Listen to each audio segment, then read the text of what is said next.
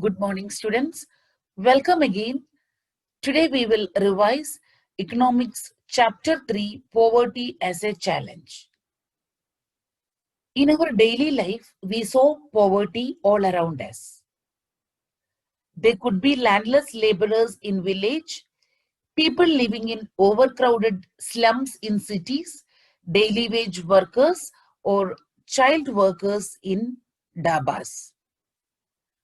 Poverty is defined as the deprivation of common necessities that determine the quality of life, including food, clothing, shelter, and safe drinking water, and also include the deprivation of opportunities to learn and to obtain better employment, medical facilities, etc.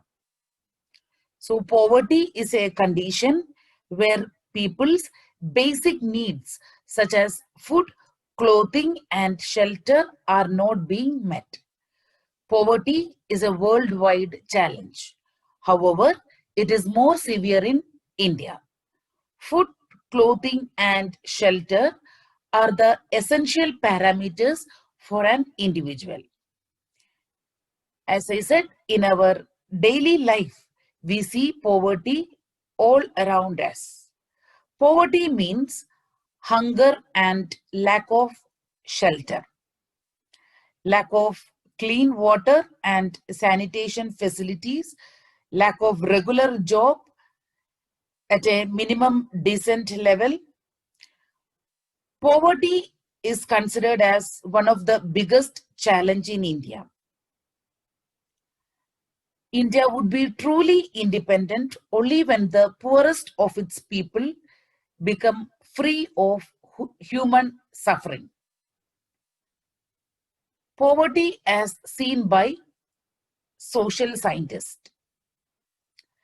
Social scientists look at poverty through a variety of indicators.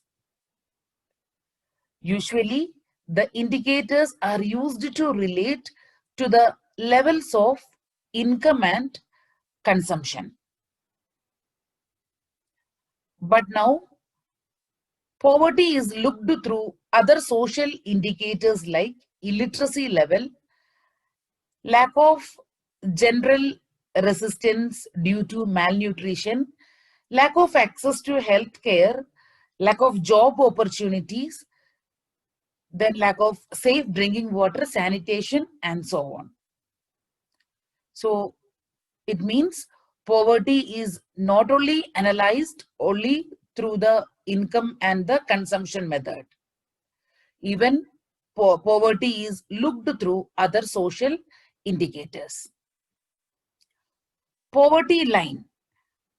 Poverty line means it is the method to measure poverty based on income or consumption levels. Poverty line varies according to time and place. In India, the poverty line is determined through a minimum level of food requirement, clothing, footwear, fuel and light, educational and medical requirements, and so on. These physical quantities are multiplied by their prices in rupees. In India, poverty is calculated on the basis of the desired calorie requirements. The accepted average calorie requirement in India is 2,400 calories per person per day in rural areas and 2,100 calories per person per day in urban areas. On the basis of these calculations for the year 2011-12, the poverty line for a person was fixed at rupees 816 per month for rural areas and rupees 1,000 for urban areas. The poverty line is estimated periodically, normally every 5 years, by conducting sample surveys carried out by the NSSO, NSSO means National Sample Survey Organization. Then we learned about vulnerability, vulnerable groups. The whole will come under the category vulnerable groups.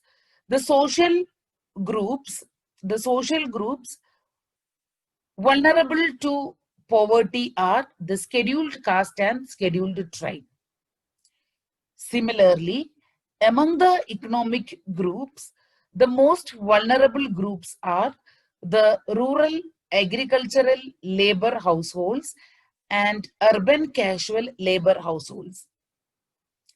According to a recent study, except scheduled tribe, all the other groups, that means scheduled caste, rural agricultural laborers, and the urban casual labor households, have seen a decline in poverty in the 1990s.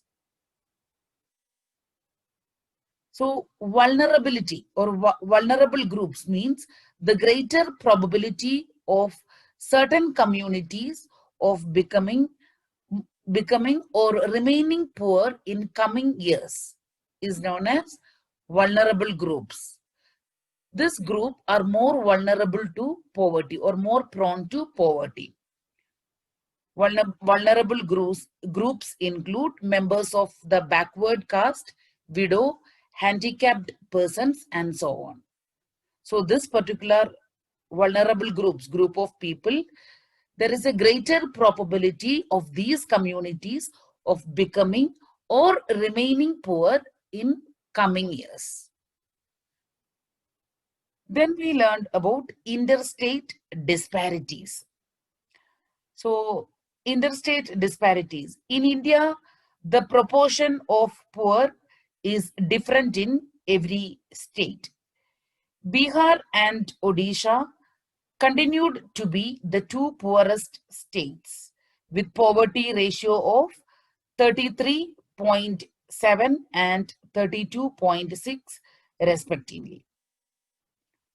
Urban poverty is high in Odisha, Madhya Pradesh, Bihar and Uttar Pradesh. Kerala, Maharashtra, Andhra Pradesh, Gujarat, Tamil Nadu and West Bengal saw a decline in poverty. Punjab and Haryana have traditionally succeeded in reducing poverty with the help of high agricultural growth rates.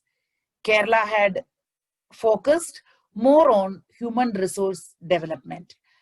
In West Bengal, land reform measures have helped in reducing poverty. In Andhra Pradesh and Tamil Nadu, public distribution of food grains is responsible for the improvement. Next, we learned about global poverty scenario.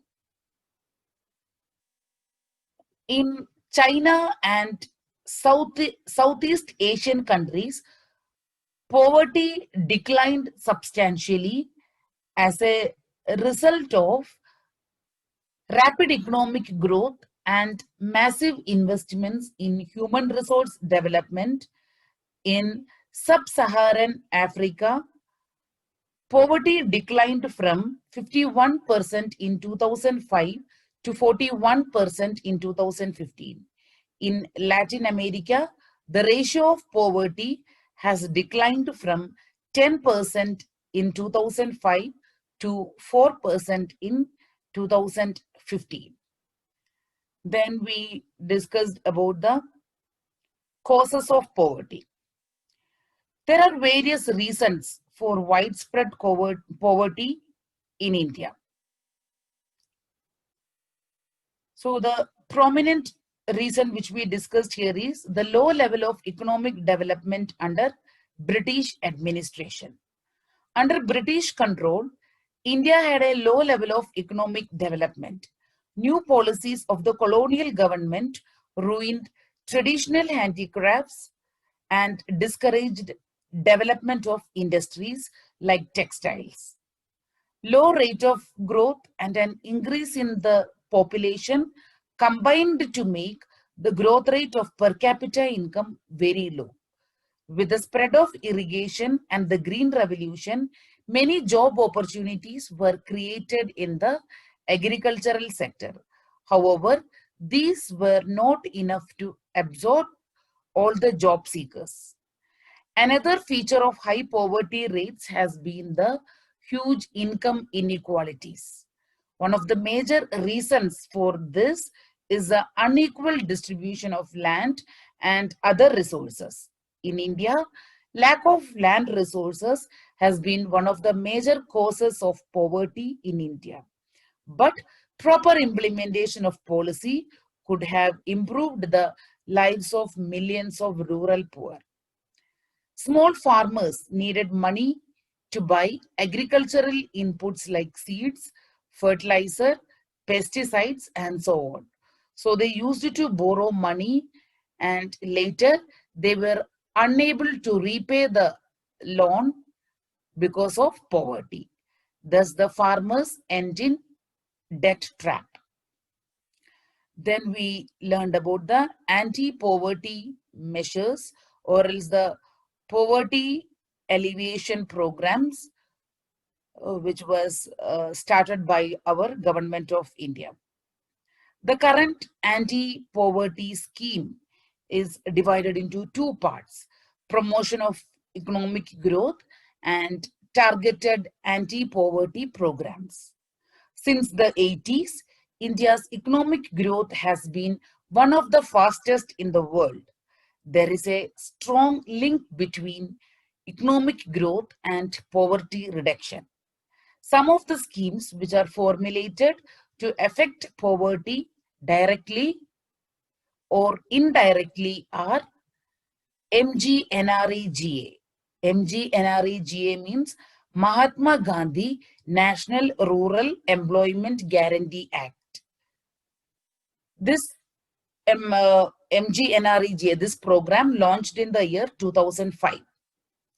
It aimed to provide 100 days of wage employment to every household to ensure livelihood security in rural areas. It also aimed at sustainable development to address the cause of drought, deforestation, and soil erosion. 1/3 of the proposed jobs have been reserved for women. Second is in 1993, Prime Minister Rozgar Yojana, PMRI, was started by our government of India to alleviate poverty. The main aim of this program is to create self-employment opportunities for educated, unemployed youth in rural areas and small towns. The third anti-poverty measure taken by our government of India is, in the year 1995, our government launched Rural Employment Generation Program, REGP. And the aim of the program is to create self-employment opportunities in rural areas and small towns. The next is, in the year 1999, Swarna Jayanti Gram Swaroskar Yojana, SGSY, was launched, and the program aims at bringing the assisted poor families above the poverty line by organizing them into self-help groups through a mix of bank credit and government subsidy.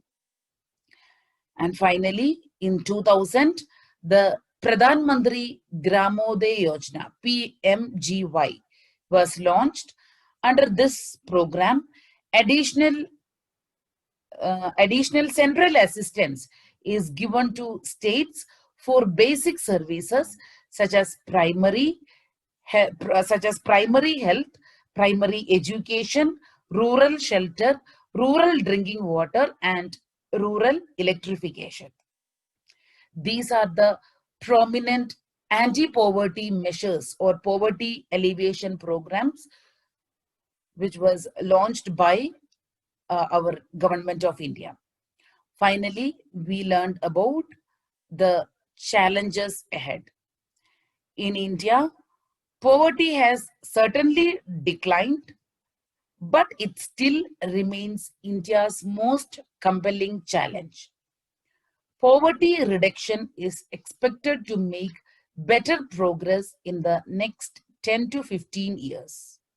This can be achieved by higher economic growth, increasing stress on universal free elementary education, declining population growth, increasing empowerment of the women and the economically weaker sections of society. By this, we concluded the summary of Economics Chapter 3, Poverty as a Challenge. Thank you, students. Have a good day ahead.